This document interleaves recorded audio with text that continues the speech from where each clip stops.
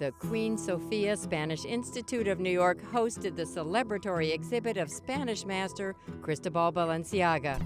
The boss designer founded the Parisian couture house which bears his name. Oscar de la Renta, who began his career sketching for Balenciaga, conceived of the project.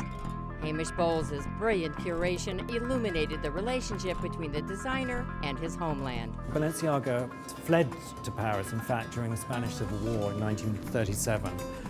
But he'd had a fashion house for 20 years and had been working since he left school at 13. By the time he got to Paris, he was really a fully fledged designer. You know, he knew how to, as Chanel said, you know, he was the only couturier, the others were just draftsmen. At the beginning of his career in Paris, the clothes are very, very saturated with Spanish influences, and they're very overt. There's this sort of nostalgia for his homeland, and he's sort of channeling it through his work.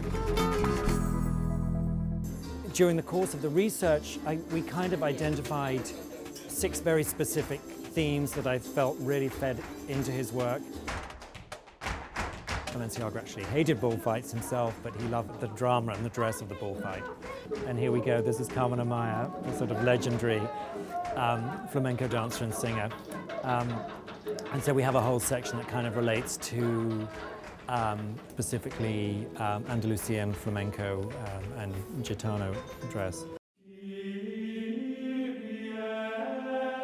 We decided thematically to have one of the galleries reflect the kind of austere majesty of Spain and its artistic and royal history, and also the tremendous impact of church dress and vestments on his work.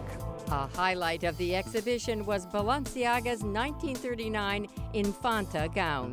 When we examined it, we saw that the bodice is lined in a toile, in its original toile, which was annotated in pencil by Balenciaga himself, so one could speculate that he might even have made it.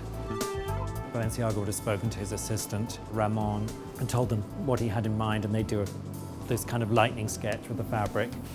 And then after the fittings, when the dress was finished, they'd do a finished sketch, and then the garment will be photographed in this very kind of documentary fashion, front, back, and often sides as well.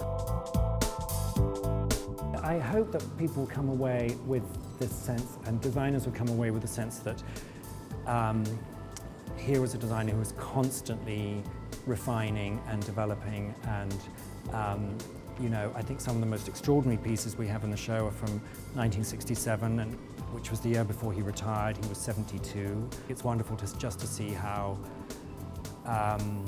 he never rests on his laurels. You know, every collection is a development and it's a progression, and sometimes a really radical progression. And I think that's what's so interesting, is that he explores the same themes, but always in a very adventurous and forward-thinking way.